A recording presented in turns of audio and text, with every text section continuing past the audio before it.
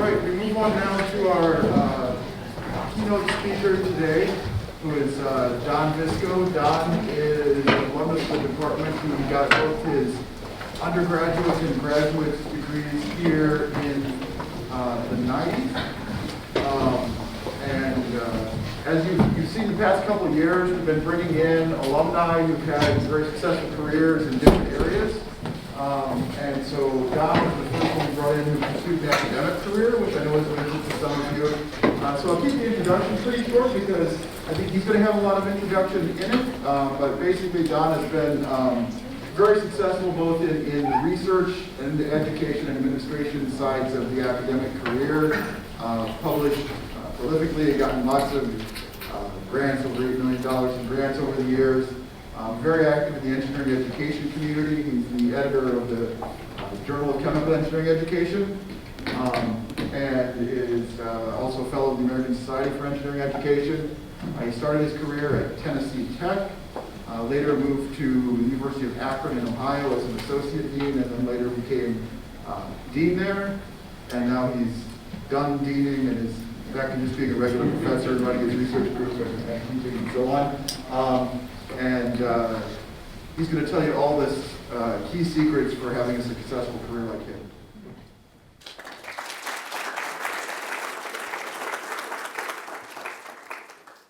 Great. Thank you. Thank you, Mark. So, I wanted to talk today about the design of corrosion inhibitors for use in reinforced concrete.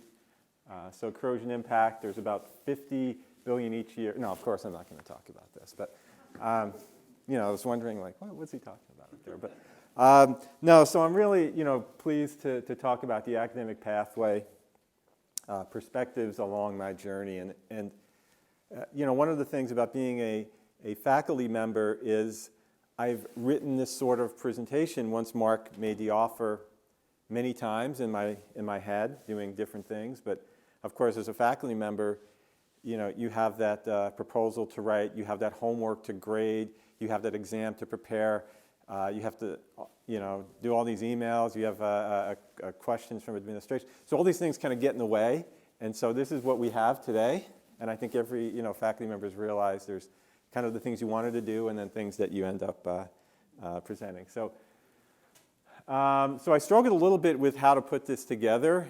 My hope is that this is valuable to those in the audience that are, thinking about an academic career. So try to talk about it through my pathway. Thank you certainly to Mark for inviting me here today. It's really an honor for me to be here speaking with you. So today's presentation, I'm going to talk a little bit about how I got to UB, right? Because all of you, the students here, you're here at UB, so how did I get here? Some career highlights in my pathway, and ultimately lessons learned along the way in my academic career.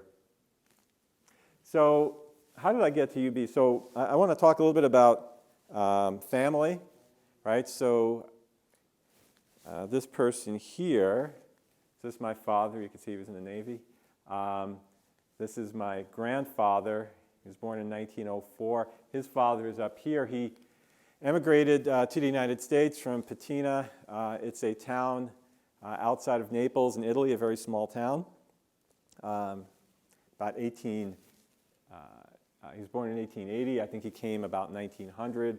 And this is Giovanni from about, he was born about 1850 or so. They were people that came to the United States. They worked as barbers. They worked as street cleaners, as you can kind of see a little bit up here. They worked as bricklayers, things like that. So me, here's some general information. I was born in Queens, so I sometimes tend to fall into my New York accent accidentally. So if I ever say, I'll say things like vecta and water in class, and then have to stop like the students stop saying, well, what was that word? So my mother graduated from high school. My father took college while he was working at Merrill Lynch at Queens College. So really, no one from my high school, no one went from high school to college in my generation. So I was this kind of first generation of students. So I really didn't know a whole lot at all about the college process. And if you've looked long enough, you could probably see me here. That's my kindergarten picture I found, so that's my public school 232. Okay, so here's some more general information. So New York public schools, right, so this influenced me throughout my lifetime in ways that I have no idea, but I've pulled out a few while thinking about it. So New York public schools, large diversity, right? You know, we talk about diversity issues in 2021. For me, growing up in New York City, you just look to the left and look to the right of you, and that was diversity because that's what it was, right? I'd not really known about things associated with diversity because it was all that. And also we had no grass, right? There was blacktops, there was dirt, we never had any grass. And then in 4th grade, I moved out to Long Island. And, 60 miles from Queens, there was very limited diversity, and there was grass everywhere. So I really had this kind of a change when I was in 4th grade. My high school had 1,600 graduating students, if you can believe that. So the school had about 6,000 students. Our catalog for classes was like a community college. It was that big. So imagine going to a school, right, that's much, much larger than many colleges. So that was my graduating class.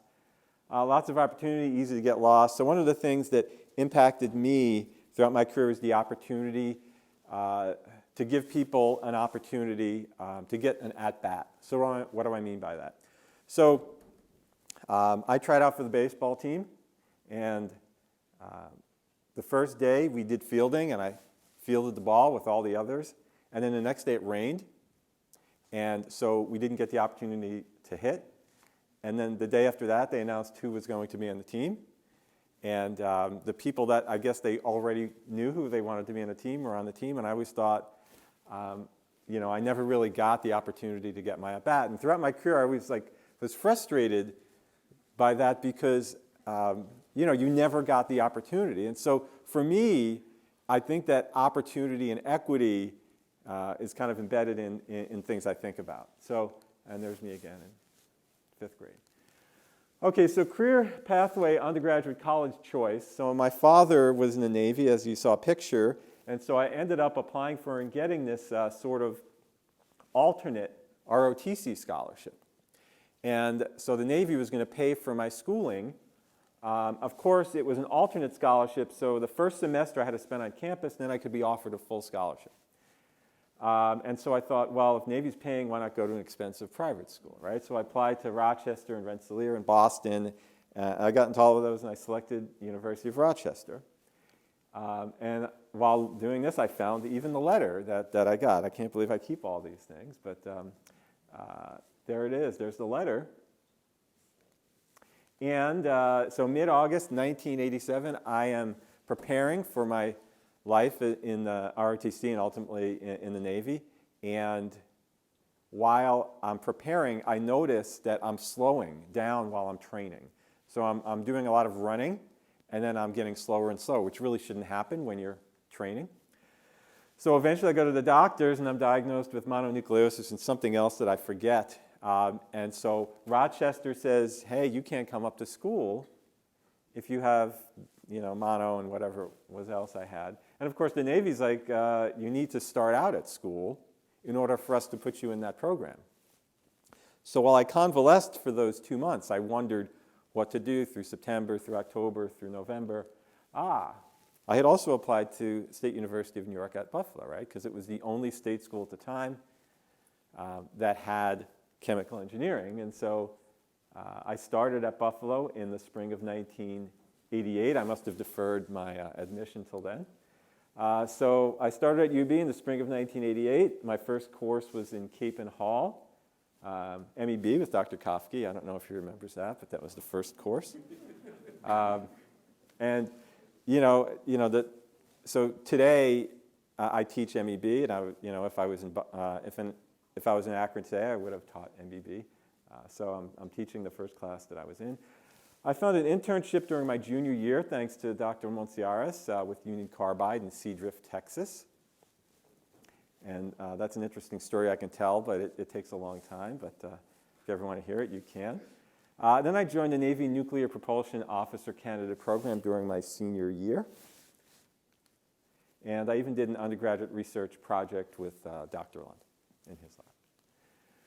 So I want to talk about some pivotal experiences, right? Because, I think all of you can think back to a few pivotal experiences that kind of changed the trajectory of your career and your life. So one was being a math anxiety tutor in the math place. So I was walking down the hallway. I want to say, is there a library? Is it called like Lakewood or something like that? Or say again? Lockwood, thank you. Okay, so I was walking down that hallway and I saw a poster on the wall for being a tutor. And so I said, wow, that's something that I want to explore, I'm interested in. So I tutored for credit and for pay for 5 semesters at this math place, which, by the way, still exists, and I pulled this off the website the other day.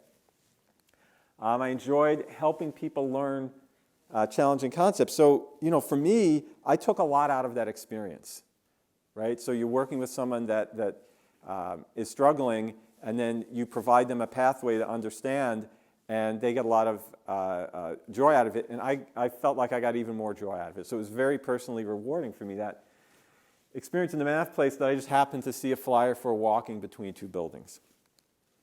Okay, so another pivotal conversation. Here's my graduation picture.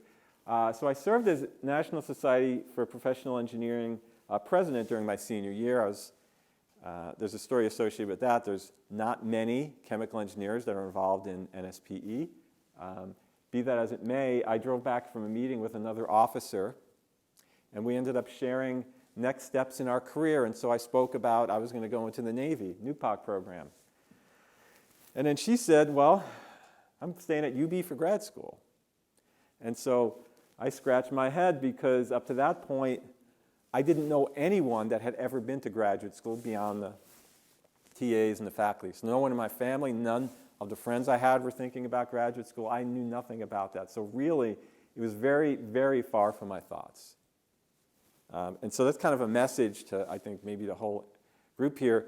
This was my background, and I went through this program, and I had never even thought about graduate school as an option. Heck, I even had an undergraduate research experience, but graduate school was really something I never saw myself doing. So career path, Navy and beyond. So I was in the Navy for 3 years, and I left the Navy in July after 3 years, and I started looking for a job.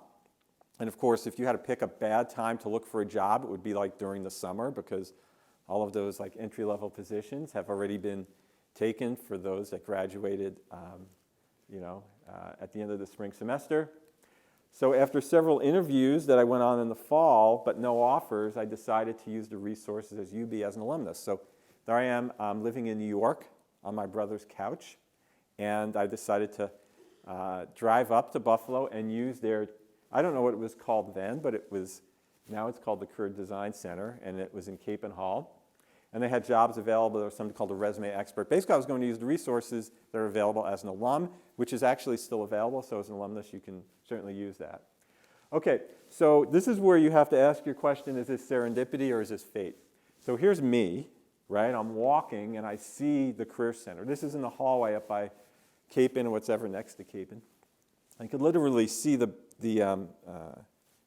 Career Center.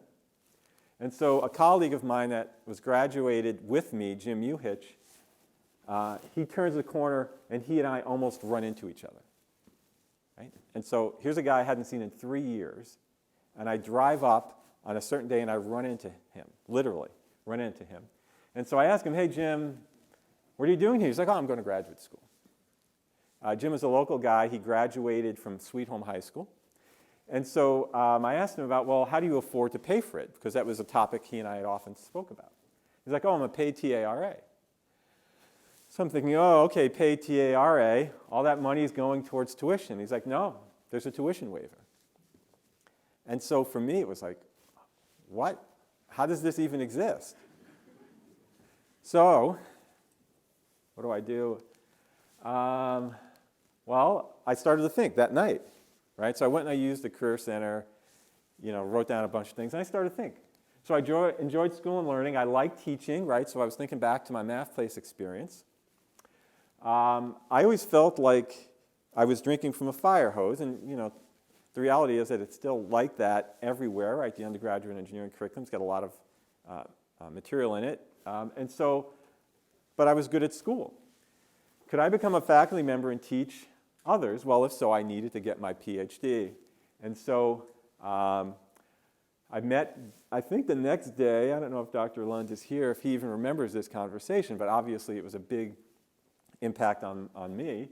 So he said that I should apply and I'd be welcomed at UB. I was one of their undergraduate students. But I had to meet with Dr. Slovacek, Dr. Yang, and Dr. Ruckenstein first and talk to them about an opportunity and opportunities in their lab. And actually, it's very interesting to go meet with each of them and talk about those opportunities. So I spoke with my fiance, and within 2 months, we were driving up to Buffalo. It was a snowstorm. I remember the day we left. And I started my PhD. And so now I'm off to the academic career part of my story. So,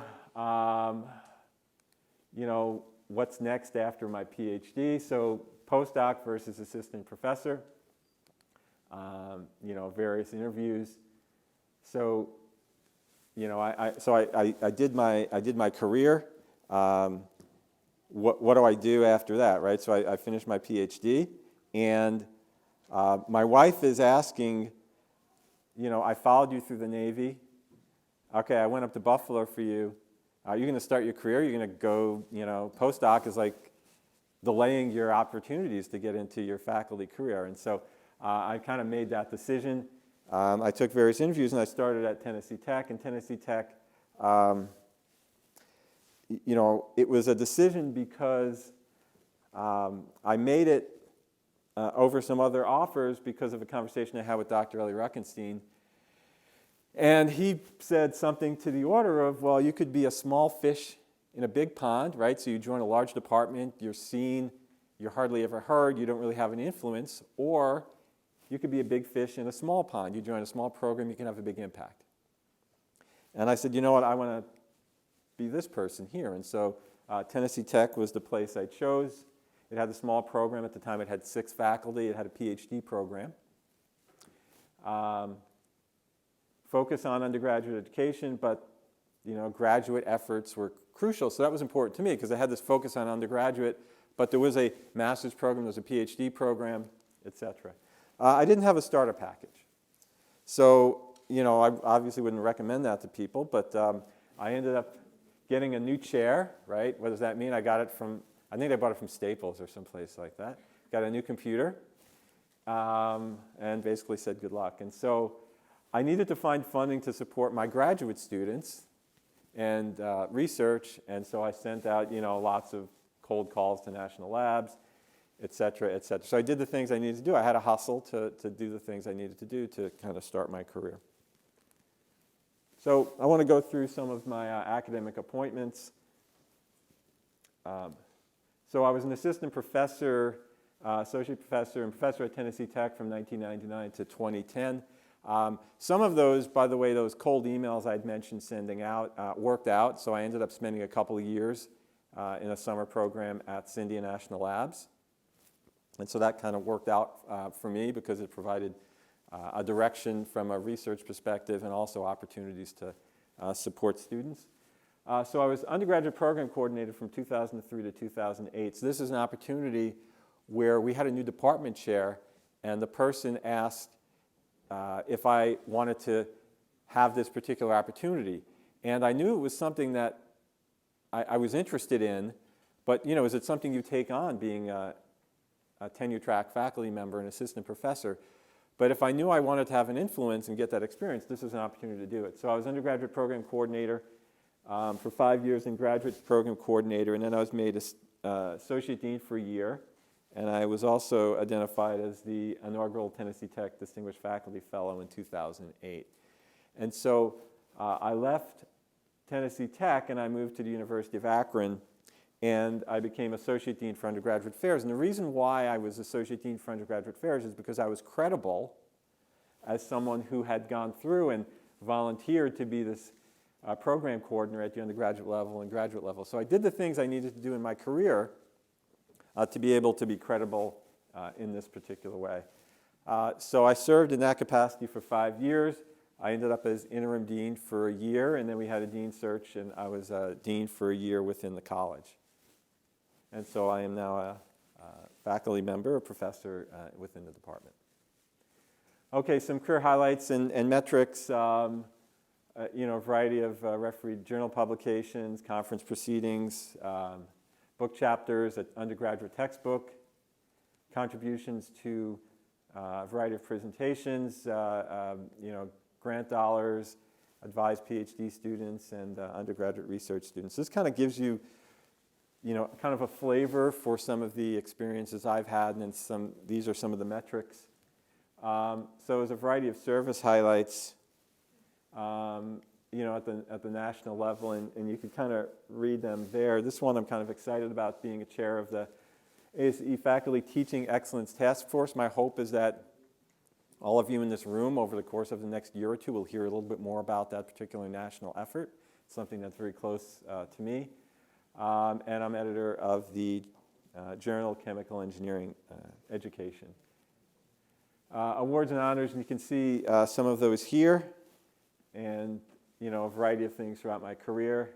I think that for me, and you'll see this in a bit, there's kind of a research award there, and then there's a teaching award there, and I kind of see both of those as part of my job, and obviously service as the third part. And then, of course, being here today is something that's very important to me. So Mark asked me when he emailed me about this, one of the questions was, kind of why did you end up taking this particular pathway? And so why did I become a professor? So I wanted to teach others, right? So that came from my math place experience. And then what about the research aspect, right? So how does the research fit in? Because there's places where you can go and just become a teacher and not really get involved with the research aspect. So I see an engineer as a creative problem solver who solves problems through design. And when I think about a research problem, so when Ted presented his research this afternoon and he talked about his 2 research problems, I love that. That, you put that in terms of a research problem, because that's really, so here's a research problem from a technical standpoint, right? Design a solution pathway to solve, whether that's the design of corrosion inhibitors to extend workable life of reinforced concrete, or the design of a program that retains more freshman students in engineering through the use of social cognitive career theory, right? And so I work on both of those. It's an NSF-funded project there. So I see it both as solving research problems, one in technical area, one in this more educational area. Okay, so what about the administrative pathway? I kind of mentioned sort of my experiences made me competitive for that associate dean position, but why was I interested in it? Well, I had this experiences through this undergraduate program coordinator, and it was just at this kind of small level. And I thought to myself, can I take this small level and extend it to beyond, and solve larger, more interesting problems? So an example of a smaller problem is that at Tennessee Tech, when the students came into our program as freshmen, we never saw them. And so they would spend a year in this basic engineering sort of program. And then we would see them sophomore years. The first class was material energy balances in the fall. But by the time they were on campus for a year, we had lost, 20%, 25, 30% of them to another major within the university, or they left the university, et cetera. And as the undergraduate program coordinator, I was frustrated by that. And so what we ended up doing is we ended up carving out a credit hour within our curriculum to design an introduction to chemical engineering 1 credit hour course that catered to kind of more of the social, emotional aspects of students. And this is probably 2005 or 2006. And so it was a 1 credit hour class that met twice a week, and it really kind of allowed us to engage this cohort as soon as they came on campus. And so for me, that's an example of, hey, this is an idea locally within my department. Can I expand ideas like that within the college and even beyond the college? So that's kind of the administrative pathway. So if you find during your career, if you take an academic pathway, that you like solving those sorts of larger problems, then an administrative pathway may be for you. Okay, so when I was in the Navy, specifically at nuclear power school, there were two sorts of instructors. One of the instructors would be those that had their bachelor's degree in engineering or bachelor's degree in physics or chemistry. And then they would teach us sort of, steam propulsion, nuclear reactor stuff from basically a kind of a basic science perspective that was focused on the things we were supposed to learn. So there was physics, there was math, there was chemistry, et cetera. And so those were taught by these sort of bachelor's degrees in science and engineering. And then we had operations courses. And those were taught by sea returnees. And the sea returnees were lieutenants that came back to do their shore leave or their shore duty after their sea duty.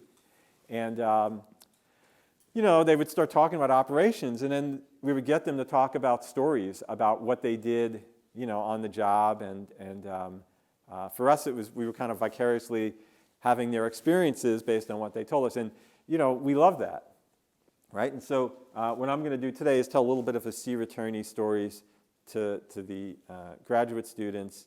I'm sure that the faculty can kind of, appreciate some of those or see themselves in some of those. And maybe a couple of lessons I've learned through each of those. Okay, so this is the anecdote. So this is the one in the hotel room, right? And so I'm borrowing from, what friends would do and how they name some things. And those little things in the parentheses are to remind me while I'm doing this presentation. So I was about 1998 at AICHE meeting, submitted my application to a bunch of places, got some interviews at the conference, right? So the conference coming up in Boston very soon. I forget exactly where this one was. So this one institution or department wanted to interview me in the hotel room within the conference. Okay, so I go there, and they are seated in a room, and they're on these like high sort of bar chairs. And there's two gentlemen, they're seated on high bar chairs, and I am seated on a couch that's kind of very small. And they are up there, and I swear they must have had the room thermostat set at like 85. Because I'm just getting peppered back and forth with these questions. And I remember I'm asking very specifics, not only about the funding agency, but the program within the funding agency where I am going to submit my grants to, et cetera. So they asked very specific questions. And when I left the meeting, I was, I kind of was thrown off by it because it wasn't what I expected. And even in retrospect, they probably could have done things differently. But now I have the value and the perspective from my experience to really know what they were looking at. They wanted to be confident with the person that they were going to hire. And what gives people confidence? Well, a detailed plan makes people confident. So they were saying, hey, we want this person to come in, has all their plan together, so we don't have to worry about that, right? So if you have your plan together, you're well down the line. So the advice I give to those planning is think about all of those specifics, right? Where are you going to, not only what foundation, what particular program in it. The more you can do up front, the more plan you have, the more confident the committee is going to have that, hey, you're going to do this. Okay, so the one where I didn't know what I didn't know, and I'm going to give a shout out to Rowan here because, when I was a graduate student, I formed an ASE, American Society for Engineering Education, student chapter here at the University at Buffalo. And I was interested in teaching. When I was a graduate student, I had the opportunity to even teach a course here while I was a graduate student. And so I thought, wow, I'm going to, should I apply to Rowan, this school that is teaching focused? They became Rowan not too long, or rather not too much before this. And I figured, okay, well, I'll give them a shot, right? Do I really want to go to Rowan? Well, I'll apply, and of course I'm going to get an interview, and then I'll have to make a decision about whether I'm going to go there. And of course what happened is, I never heard from them. And so I kind of learned I was the fish, right, in the sense that I didn't know what I was talking about related to engineering education, and they all did, and I didn't demonstrate that at all in my application to them. I just thought my experiences were going to be enough, and they were just going to grab me up. So that was really a kind of a wake-up for me, because every program has their culture and their strengths that they're proud of. And so you don't want to underestimate or kind of look down on those particular programs. And so certainly that was my fault there. So I was a year into my career, and I went to a conference, American Society for Engineering Education conference, after a year. And it's during the summer. I forget exactly where it was, but I was talking to two colleagues that I hadn't really met before. They were in the college, but they were not in my department. And so we talked for 5 minutes, 10 minutes, like you would do at a conference. You just kind of talk and learn about people. And they started to badmouth the new dean. Okay, so they started to badmouth this new dean. And for me, they were saying, hey, Don, what do you think? What do you think about that? And you want to be part of the team, right? You want to be included. So there was a part of me that was going to say, oh, yeah, of course, da-da-da-da. But then, I don't know, there was something on my shoulder that said, well, this is a trap. And so I said, no, really my experiences were with this person were fine. I really haven't had your experiences. And they were like, oh, okay. And so, that would have been a poor career decision for me to do something like that. It would have impacted me negatively in ways I would have never known, or I would still not know. So that's the story. And so the lesson is, be careful what you say and write. You never know where your emails go. You never know what your offhand comments to colleagues, where that goes as well. So you really have to be sensitive and be careful about that. So I had worked at Allied Signal during my career here as a graduate student, and so I was lucky enough to get some funding from Allied Signal during my first few years at Tennessee Tech. And I was filling this out, and I get to a part that says release time on the budget. And I said, release time? I said, hey, release time, what is this? What should I put there? And he says, oh, just put $10,000 each year in there. Okay.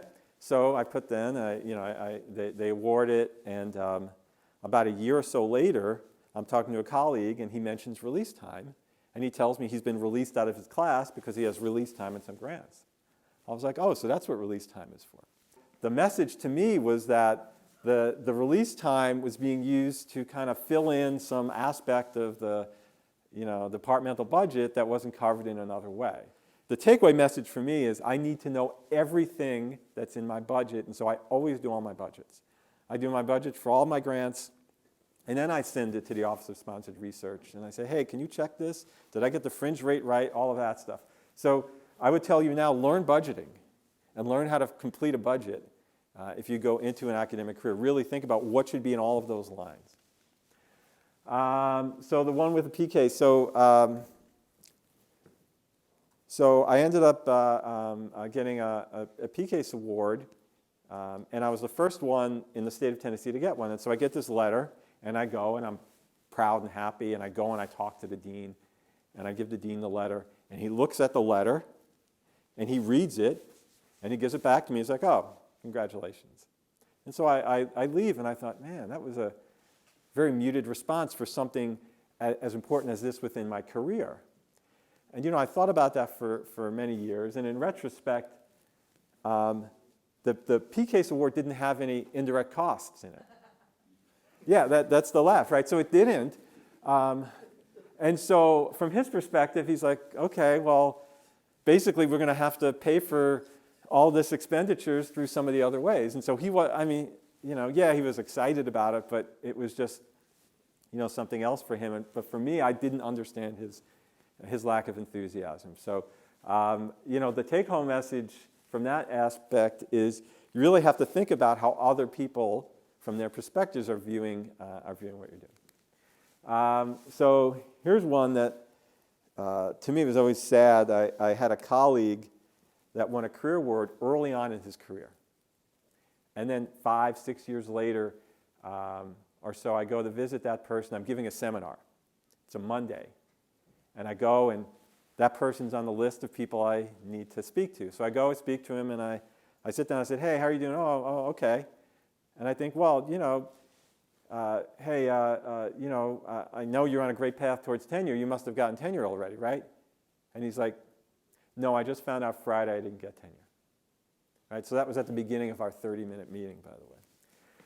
So the take-home message was kind of, what have you done for me lately? So the reality is he got his career award early in his career, and then he really didn't progress. And so when it got time to tenure, it was, well, what have you done for me lately, right? We need to see a trajectory when we go through that tenure part. And so he didn't have the trajectory. So for me, that was a learning experience about, what kind of have you done for me lately as you go through your career. The one without tenure, so I was thinking of, about moving after I got tenure, and I interviewed at a place, and they made me an offer, and then they said, well, the offer is without tenure. And I said, wait, I earn tenure. How come it can't be with tenure? He said, well, the provost has made a decision that none of our new offers, anyone we bring in, is not going to have tenure. You have to spend a couple of years getting tenure because you're not, we didn't offer you tenure, so we have to evaluate you. And I said, well, okay, let me talk to the provost because this sounds weird. So spoke to the provost a few times, and basically he was trying to convince me that I should transfer there because don't worry, you'll get tenure, no problem. It'll just take a couple of years, but you'll get tenure, no problem. And he wouldn't budge, and I wouldn't budge, and so I didn't move. And so, the advice is, if you have tenure, take it with you, right? So I would be very, very wary about going to a place that doesn't honor that tenure. So the one with Coupa, this is the college and universities, I think professional association, whatever it is, it defines dollar amounts. And so when I transferred to Akron, when they made the offer, they gave me a number, and they told me the words, oh, you're getting 50% of whatever, or something where you're getting the median level for your position according to Coupa. And so, okay, how many, in life you don't really have a lot of leverage at many times, but this time I did. They had already went through this whole hiring process. They hired me. We were now negotiating. It's a big deal to hire someone, especially from a, kind of an associate dean perspective, because you had to interview with a lot of people. And so I checked the Coupa markings, and it was several thousands of dollars different from what they offered to me from what the Coupa had said. And so I kind of took my shot, and I said, well, you said this, but this was the number here. Help me understand why those are different. And it ended up where they apologized for kind of doing that and then said, oh, yeah, this is the number you should be getting. And so it was an opportunity to negotiate. So the takeaway is when you have leverage, use it wisely within limits because you're only going to have it a few times within your career. So the one where I became a dean, so we had a series of kind of acting/interim deans in our college. And so the last one had left because he was also the dean of our polymer school. And so myself and another person decided that we were going to interview for the interim dean position. And so the provost said, sure, both of you guys come by, one at 2, one at 2:30. And, oh, do we have to prepare anything? No, just come by, we'll have a conversation. So that was the feedback that both of us were given. So the person goes in front of me at 2 o'clock, and they have their conversation. I don't know what they talked about. So I came in at 2:30, and I knew it was not going to be a conversation, or if it was going to be a conversation, it was going to be the conversation I wanted to have. And so I prepared specifically what I was going to do. So I had all these things, and I basically drove the conversation on what I was going to do in this interim position. I had all these things worked out, and my guess is that the other person didn't. And so the lesson there is be prepared to take your shot. So even though, what's the comment about, you under-promise and you over-perform, right? So this particular opportunity was for me to be able to demonstrate that I was going to overperform for him.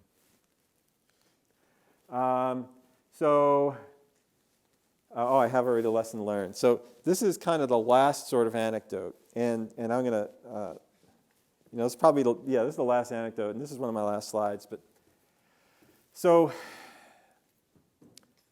when we would have faculty candidates interview for positions, they would interview with the dean, and I was the dean for 2 years. And we had, at that point, we had many faculty openings within the college. So we would have people come in and interview, and I would talk with them for half an hour.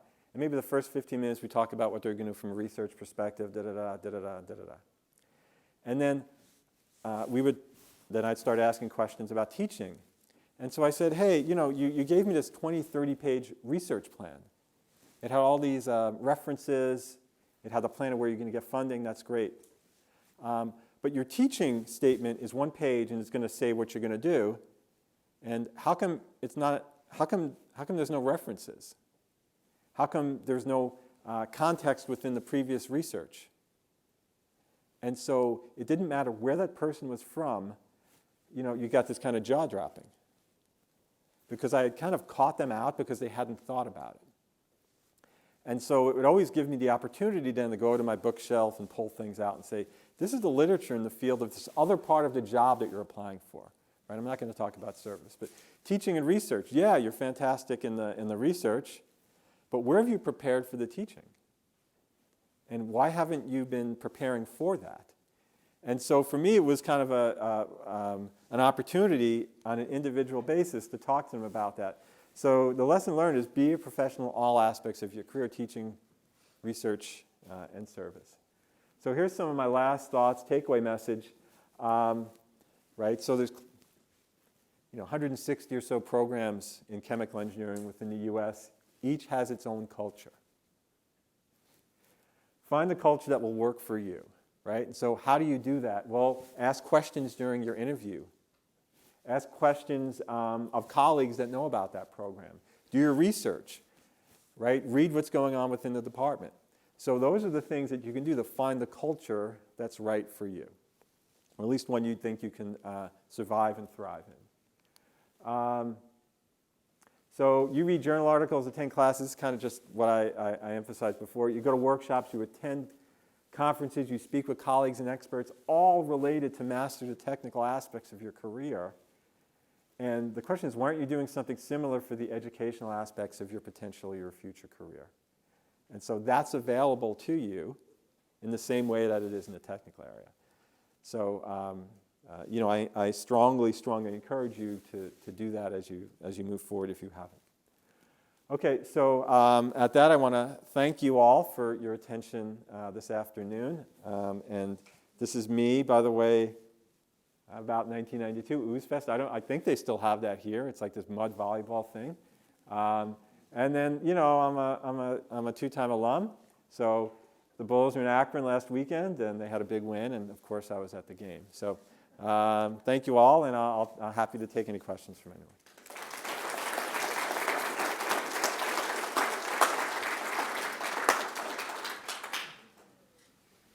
Thank you, Don, for a very enlightening talk.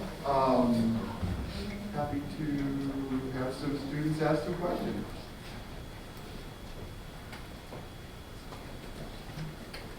Can you tell us a little bit more about your experience going from the work field to becoming a graduate student? Sure. Okay, so for 3 years in the Navy, and after that I became a graduate student. And the first class I took was statistical mechanics, and it was that Macquarie textbook. And so it was a big transition for me because it had been 3 years to do that, especially in the Navy. So one of the things I remember is, walking down the hallway, and students would be like sitting on the floors, and that always I'm like, wait, you can't sit on the floors, right? Imagine if you were in the Navy and they did that, right? So that experience influenced me. As far as going to graduate school right after undergraduate, yeah, it's easier. It really is, and it was a challenge to get back to that. So, there is some value, and certainly there's people among the faculty here that have gotten their bachelor's degree, went out to industry, and then came back to get their PhDs, and it does happen. But yeah, it was a challenge to do that, absolutely.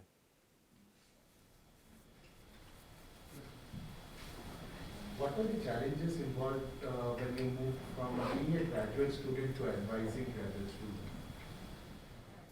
Okay, the challenge from being a graduate student to advising graduate students. So one of the things that I had to, I struggled to impart to the students is that it was their project. So how do I transition them from having them work for me as opposed to I'm advising on their project? And so that was a struggle. It was a struggle for them. It was a struggle for me to come up with ways to do that effectively. So for me, that was a big challenge because once they start to take ownership in things, then they're off. If not, then it was a challenge to transition people from that. Right? Some people are born in that way. Heck, there's high school students or undergraduate students you interact with, and they're coming to you with great ideas, right? It's just that, I struggled with the transition to motivate people that were in the graduate program to take ownership of the project. For me, that was probably the biggest transition. From a graduate perspective, you always have to be hustling, right? You're always writing proposals and writing the next paper and things like that. So that's certainly a challenge. How can you do all of that, right? So the faculty life, there's a lot going on. So when I started, I didn't know, this is how naive I was, I didn't know if you would punch a clock or not, right? I didn't know, what were my hours? So I remember showing up on the first day, and I'm leaning against the door frame. It was the early August, and the department chair thought I was a graduate student looking for funding, like a new graduate student. And I'm thinking, no, I'm the guy you just hired a couple of months ago, right? So, I didn't know what the hours were, right? And so the reality is, you know what the hours are? It's 24/7. That's the sort of job you're at. And when I was in the Navy, it wasn't like that. You went to work and you did your work, and then you came home and it was separate. And so the transition from, the graduate student, then becoming a faculty, and you were working all the time, and I was like, oh, this is kind of just like being a graduate student, right? And so, it was a struggle to figure out the hours. It was a struggle to understand how much time to put towards my research, how much time to put towards my teaching. I remember in my first year, and so, I was kind of focused on trying to do a good job as an educator, and I got really bad evaluations. And the evaluations said things like, Dr. Visco was never in his office. Dr. Visco thinks that research is the most important thing, and he doesn't care about our education. Here's the thing that hurts the most that they said to me. A teaching assistant would be better and cheaper. Right? And so imagine reading that after your first year, and you're sitting there like, am I in the wrong career? And so, but there's two things you could do, right? One thing is what do they know, right? And I've read many, many, many evaluations as, associate dean and dean, and I know that there are faculty that feel that way. What do they know, right? Even though they're the consumers of the product, right, that you're presenting to them. The other part is, okay, how do I get better? Right? And so I didn't know how to get better. And that's when I went really to the ASCE summer school, which, by the way, is next summer in Colorado School of Mines. That's when I learned that there's this community that, that's available to me, and that's where I kind of then ended up. Basically, I ended up being very proactive in some of the things that I did. So, I ended up moving my office hours into a classroom because students were sometimes fearful to go in and see the professor. There were things I did that were very proactive from a student perspective. So, that was a challenge as well. I'm going to ask a question, but I'll let you ask a question next, I promise. So, you came in as a grad student, you're told you have to go meet with Ralph Yang and Vladimir Lachek and Harry Rubenstein. Then what happened? Like, you didn't... So, You didn't work for one of those National Academy members. no, I didn't, actually. So I met with all of them, and they were each interesting in their own way. I remember sitting in Dr. Slovacek's office. I remember sitting at his long table, and he explained to me his research. I remember speaking with Ellie Ruckenstein and you know, his Spartan sort of office, right? And with the one poster, right, on it. And then speaking with Ralph Yang in his office. So I ended up, you know, not making that particular decision to do that.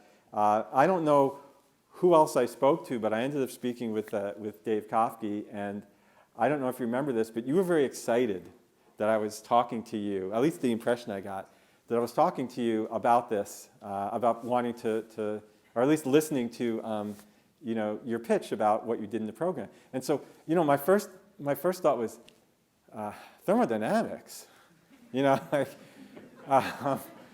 really, you know, because Assistant professor, you might not get tenure. At that point, I didn't know the difference between, I didn't know what tenure was, I didn't know assistant, right? I'm just this graduate student that just made a decision very quickly to start grad school.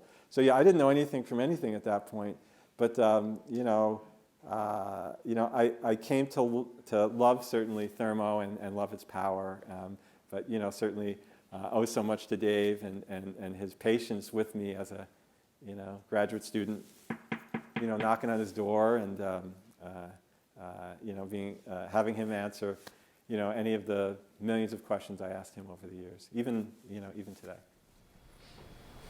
You have one back there? Yeah, I was going to ask you a question. Like, considering where you are right now and everything, you think going to graduate school and getting was like a good choice for you? You're saying like in retrospect, was it? Yeah, from your standpoint right now. Oh, absolutely. Yeah, I mean, I couldn't. It would be hard to imagine my career any other way, but the reality is that it could have been, right? If Occidental Chemical would have made me that offer in Philadelphia, right? Would I have been working there, you know, right now? So I think the things work out the way they should be. You know, look, I ran into Jim Uhich randomly, right? So that little example I gave, how did that happen, right? Where if I was stopped at a stoplight for like 30 seconds more, I would have missed him. And I wouldn't have known any of that about, you know, graduate school. And, you know, I was probably told about that when I was an undergraduate, but I wasn't ready to listen. So, you know, many times as faculty, you know, we tell things to students and they don't hear it. Like, well, I told you that last year or 2 years ago. You weren't ready to listen, right? They just kind of went one ear and out the other. I'm sure I heard it, but I wasn't ready to listen. And at that point, apparently I was ready to listen. So, you know, the world did things to kind of put that in my way. So, yeah, I think I was probably destined then to be a faculty member.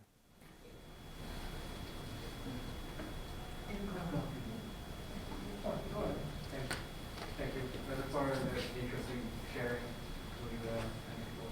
So, what is the most challenging aspect in your job search after your graduate years? The most challenging part of the search. During your searching for positions. Yeah, I would say that, you know, I would say today you're much more competitive with a postdoc because, you know, you're comparing, as a postdoc with 1 or 2 years experience, you probably have written grant or grants, maybe you've even gotten a grant. And so you're comparing that with someone, and then maybe you've even published a bunch more papers as a postdoc, and you're comparing that with someone else that didn't have that. So even, you know, when it was however many years ago, I think you know, I didn't have the postdoc, and so I think that was a challenge for me. So you know, I think even today it's probably even more of a depending on where you want to go, right? So if you're saying, you know, I really want to go to a place like you know, like Rowan, right? So have I done the things during my career to get me to that place? So it really depends upon where you want to go. So you have to make sure you identify the culture of the place, and then have you done the things to make yourself competitive in that way? Yeah. So I just want to point out, Don, I really enjoyed the talk and learning even more about you than I knew already. It's really very fascinating. I just want to say I absolutely do remember you being in that material and energy balances class. It was the very first class that I ever taught, so it's really stuck on my mind. I know many of the students who were there, Jim Nugich, for example, I remember him as well. One thing that strikes me, I guess, is that there were at least 2 students I know of now who ended up who were in that class and ended up being a dean of engineering. And I'm wondering, are you sure there wasn't something I did?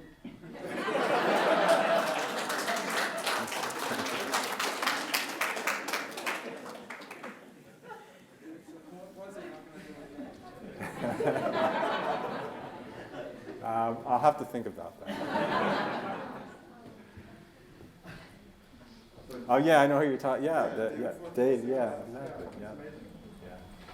All right. Is there another? Sure, go ahead.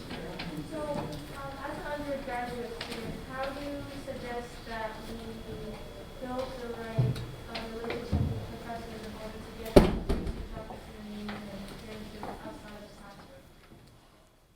So from the undergraduate student perspective, so when students ask me about that, right? So there's part of it where the undergraduate student has some responsibility to do that research and find out what each professor is doing, right? So there's detailed websites, and then so you find out what they're doing, and then you set up, I think it's the first contact, right? Email or whatever it is, and I think there's that contact explaining that you've read the website or you've read this information, and you're interested in learning more about it. Do you have opportunities in the group? Is there opportunity to talk about it?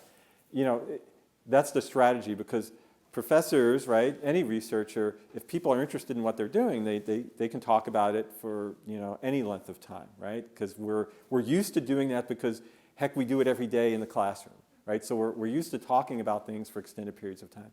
So if you approach someone and identify that you have an interest in that particular topic, I don't want to say in every situation, but in most situations, they're going to speak to you about those opportunities because you're interested in what they're doing. So I think the onus is a little bit on the undergraduate student to make that first contact. For me as a faculty member, what I do, right? So I teach the sophomore level class, and I grade the exams. I know who's really good in the class, and so, I think we all do it, right? You find those, and maybe you write that little note on the exam. Hey, maybe see me about, or you contact them after the class, right? You did really fantastic. You ever thought about doing research, undergraduate research? If you do, I'll talk to you about it. So the faculty will take an interest in certain students, depending on how they perform. But the students can be proactive in contacting the faculty directly. So does that answer your question? Yeah. I think we're going to wrap things up. Don will be around, probably being forced to judge posters like the rest of us, or having the privilege of judging posters like the rest of us. I'm sure you can talk to him. Before everybody stands up, we've got to do the presentation of the Crystal Buffaloes. Whenever anyone gives a named talk here, they are presented with a lovely Crystal Buffalo symbol for displaying on your bookshelf. And if the student speakers could come back up, Ted and Pihu. Wow, fantastic. As PhD students, they get another one of these when they graduate, and then they have bookends. Am I moving out of the way here? Well, I think eventually there's going to be a group photo Sure. or something, and Ted with the buffalo.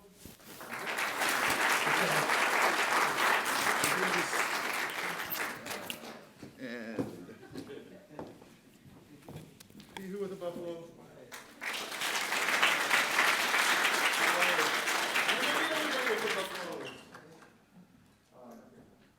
Up here? Yep. Thanks, everybody. See you out there at the posters. I think it's safe for you all to leave.